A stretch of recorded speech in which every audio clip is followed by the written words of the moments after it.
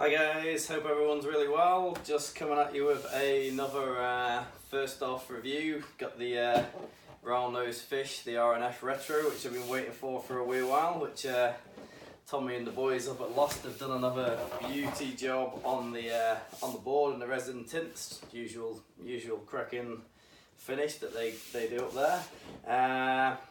Just wanted to do a first thoughts and first look specifically for this one, because obviously once I start waxing it up and putting pads on it and everything, you won't get to see quite the same of this beautiful resin job that Tack's done at the boardroom the boardroom NZ. So this is from Tommy Dalton and the boys again at the boardroom NZ. So cheers boys, it's another cracking looking board. So the RNF Retro,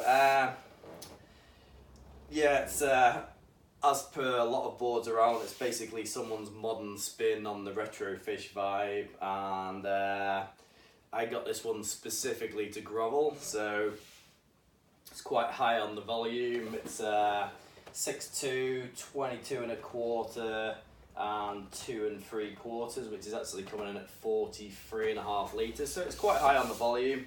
Even when I saw this thickness through the board, I was like, ooh, okay, maybe I could have maybe even I could have gone for the 6.0, but I've got some boards that are at like 42 litres, and they're still a little bit difficult to like really grovel on. I've actually lost 10 kgs recently, so it's making everything a lot easier to ride. But you know, I specifically wanted this to kind of go alongside my beanbag, so when I want to grovel but I don't necessarily want to ride the beanbag, I want to ride a fishy board. That's pretty much what I've got this for. So yeah, really interesting board, this one, by the looks of it so far. So this is just polyester, and so you've got nice resin tints with the colours that I've had before but in a different pattern. So yeah, the board itself is quite a wide board, it's quite big in the nose, and then Matt's done a few features in the tail to basically make it a bit more performance. So it's basically, most of the front end is generally the retro vibe and the retro kind of wide point forwards. The rocker's fairly relaxed, but it's got a bit of rocker. It's not super flat.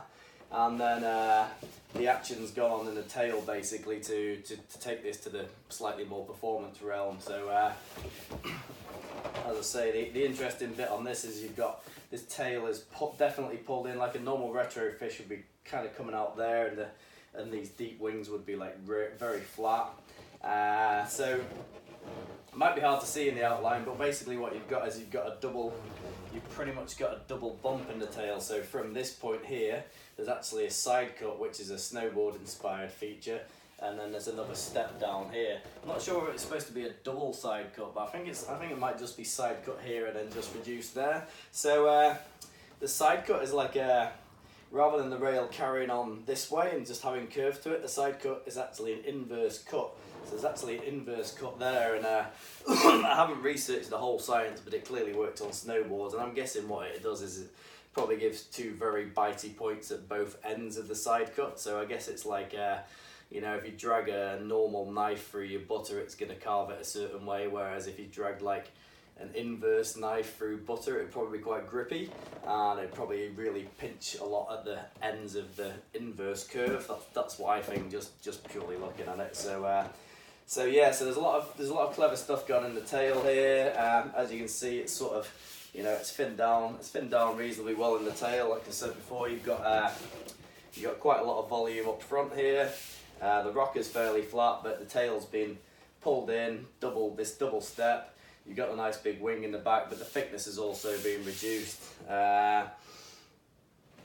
So probably to preempt a lot of questions, people are probably going to ask me, how does this compare with the Machado Seaside? And it's really hard to say, and I probably don't really want to draw any major comparisons. Say I've not even ridden this yet, so that's a starting point for not making too many comparisons. But if I was to compare the two, I'm basically talking about this, and at this size and this volume is a whole size of board up from what I've got in the Seaside. So it's not really comparing apples with apples. What I would say with this is it's a board that you can probably size quite well. I think if you size it up, it'll grovel really well, and if you size it down, it'll be fairly high performance. It's definitely not quite, it's not as pulled in the tail, and it's not as thinned out in the tail as a Seaside. The volume's distributed a little bit more evenly through the whole board.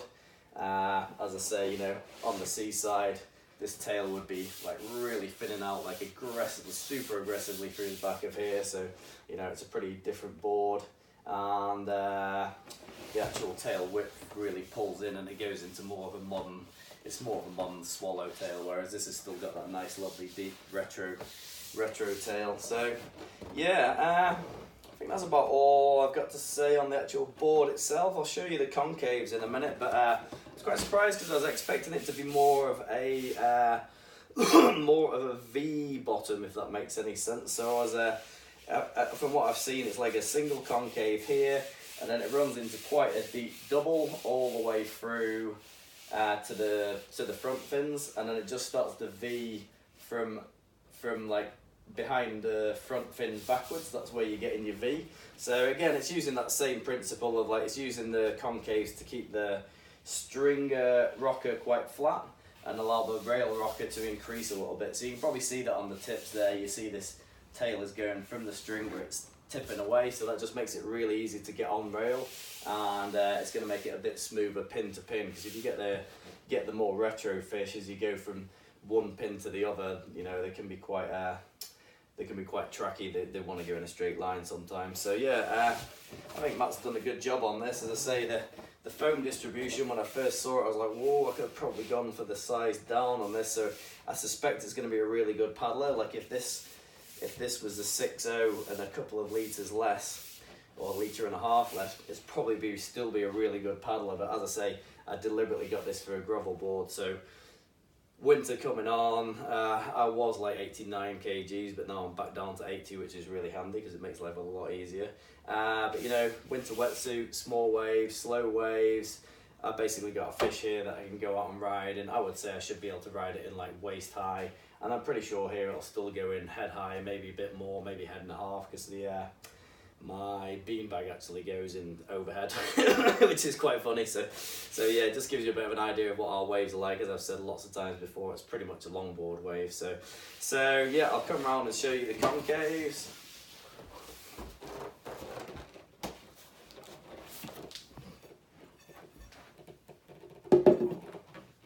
So hopefully you can see this all right. So basically we've got some single concave running up front here, and then as we start getting towards the back of the board, we've started to go into quite a double concave there, and it starts to get reasonably deep through there, and then that double concave actually keeps going all the way out until you get past these. I'm past the back fins now, and it's like it's still a double concave. There's no V there, and then as we get out this back end here, we're just starting to hit that V. So you can see the you can see the rock that's coming off the tail, and as you can probably see from here as well, we've got quite a good little reduction in thickness and area going on in this rail. So the edges of the rail throughout the board have actually been dropped down quite nicely, and as we were saying, with that V in the rocker, it's just already pre-turning those tips basically. So when you put your weight on it, it's already wanting to go in that direction because it's already been taken down from the stringer line. So yeah, I think that's about it for now, and I'll come back and do another ride review. As I say, thanks again to Tommy and the boys at Lost New Zealand, which is the boardroom up in Gisborne, and I will be riding the split keels in this, and I'll come back to you when I've had a good chance to have a ride and give you a proper review of how it rides. Whew, it's hot here today. Alright, cheers guys, see you.